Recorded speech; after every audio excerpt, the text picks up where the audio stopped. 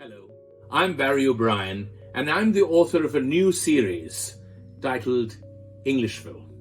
It has been published under the banner of Firefly by Chetna Publications. Englishville is a completely graded course in English, comprising books 1 to 8. The children who study the course will be meeting the Wright family, who live in this fictitious little town called Englishville. Everyone in the Wright family loves the English language. They speak, read, and write correctly and confidently, which makes them fluent.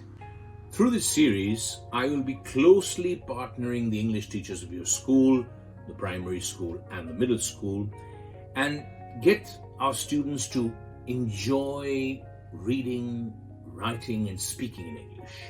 Once we get the children to do that, we will be working towards getting them to think in English, and that's our aim. That's what this series primarily aims to do, to find the connect between the thought and the word, to get the children to think in the same language that they're speaking in. And to do this, we have to draw the children towards the language. We have to engage them, excite them, encourage them, and empower them to want to use the language and make it a part of their everyday lives, not a language they're studying or learning to appear for an examination. So I'm quite confident that Englishville will help them find this connect. And in my more than 3 decades of experience of teaching English and traveling around the country and interacting with our students, the main problem seems to be expressing themselves. Many of them can even write better than they actually speak. So this series concentrates primarily on helping them find the connect between the thought and the word and getting them to think in English. I'm sure you'll agree that once you get a child hooked onto something, you don't have to ask him or her to do it, because they're just going to do it on their own. They don't need any encouragement once they like it. So our aim is to get them hooked on the English language, to ignite a hunger for the language so that they want to know more and more about the language and become more confident and fluent in it by choice, not because they have to appear for an examination. We have, through the series, tried to make the learning process direct, interactive, and enjoyable so that they find it appealing and absorbing. To ensure this, the first and most important step was to collect works or write original pieces that would interest them, excite them, entertain them, make them think, and even challenge them. Obviously, the most important part of a language and literature series for children in schools is the selection of pieces. Our selection, I believe, has the perfect balance between classical and contemporary, Indian settings and a global flavor, biographies, rich poetry, absorbing theatre, graphic stories, and composite photo essays. It includes works of well-known writers, the classics, famous stories and fables, extracts from works that are topical and socially relevant. Well-known writers whose works feature in the series include R.L. Stevenson, Walter de la Mare, Roald Dahl, Lewis Carroll, Agatha Christie, Rabindranath Tagore, Premchand, Ruskin Bond, R.K. Narayan, Vikram Seth, Rudyard Kipling, Maya Angelou, and many more famous writers.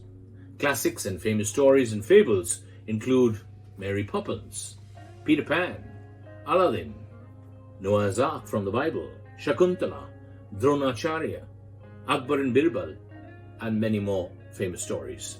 And then, of course, there are several original pieces written by me on relevant topics, on socially relevant topics and issues like I Am Water, Save Me. That's an autobiography of water. Trees Are Our Friends, and many more pieces on environmental concerns, topical and contemporary issues, subjects that will pull at the heartstrings or win the student's interest. Each lesson contains a Before We Begin section. In this Before We Begin section, we introduce the chapter through an engaging and enjoyable activity. At the end of the lesson, when the exercises begin, there is a question zone. This section has textual and inferential questions to assess whether the child has comprehended the lesson. Now, in a town or city, there's got to be a path. So in Englishville, there is a path. It's called word path. This section explains the meanings of difficult words to ease the learning process. And we've been very careful here to ensure that the meaning of the word is correct according to the context that it has been used in. This is very vital, and some books unfortunately don't do it. There is also a corner in Englishville. It's called Vocabulary Corner. This section focuses on enhancing the child's vocabulary by engaging the child through word puzzles and games. Once again, if the child is interested and treats it like a game, whether it's a vocabulary game or any game, that's how you draw the child and get him or her interested. There is also an avenue in the town, Writing Avenue. This section encourages children to explore their creative side and hone their writing skills. As we move further into Englishville, we come to a grove, Grammar Grove. This section explores grammar theory and usage through examples and exercises. Then, of course, there's got to be a main street in the town.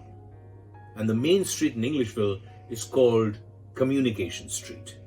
This section is very important, in fact, vital. It covers all aspects of oral communication. In my years of experience, I can tell you, I have met many Indians who write much better than they speak. The problem is communication. So we're concentrating on correct pronunciation, conversation practice, listening exercises, group discussions, as well as public speaking opportunities and activities. At the end of each lesson, there is a life skills section. I suppose you could consider it optional, but it's a very important section as far as I'm concerned. Life skills that provides a simple and practical activity to hone the children's life skills or increase their general awareness, and basically create another opportunity for them to converse and speak in English. Friends, the constant visual elements through the series will improve their observational skills and encourage their creative juices to flow freely. Unless something challenges you, unless we give you an opportunity to think on your own, you cannot relate to any language. That's why people are so fluent, usually in their mother tongues. As an author who is hands-on, I would love to interact with your teachers who are going to be taking the students on this exciting journey to Englishville and through Englishville in the coming academic year. I intend to do this online. I'm very serious about it, 2 or 3 times a year, with teachers who are teaching the course in their classrooms. These sessions will be interactive sessions with me. It won't be very heavy. It will be nice and informal, but it will be related directly to the series and the chapters and the lessons that they'll be teaching. During these sessions, we will read from the book also. I will do a lot of the reading, whether it's poetry or whether it's prose pieces or theatre, drama, and they will also read, and we will discuss how we can take things forward. This will be my pleasure and privilege, and I think this is going to be a very important part of the journey together. So come, let's join hands, let's partner each other, and let's take our children through this journey in this fictitious little town, Englishville. Let's make the learning of English, or rather the imbibing of the English language, a reality, where our children will grow in confidence, speak fluently, write correctly, and most importantly, think in English while speaking or writing in it. It's all here in Englishville.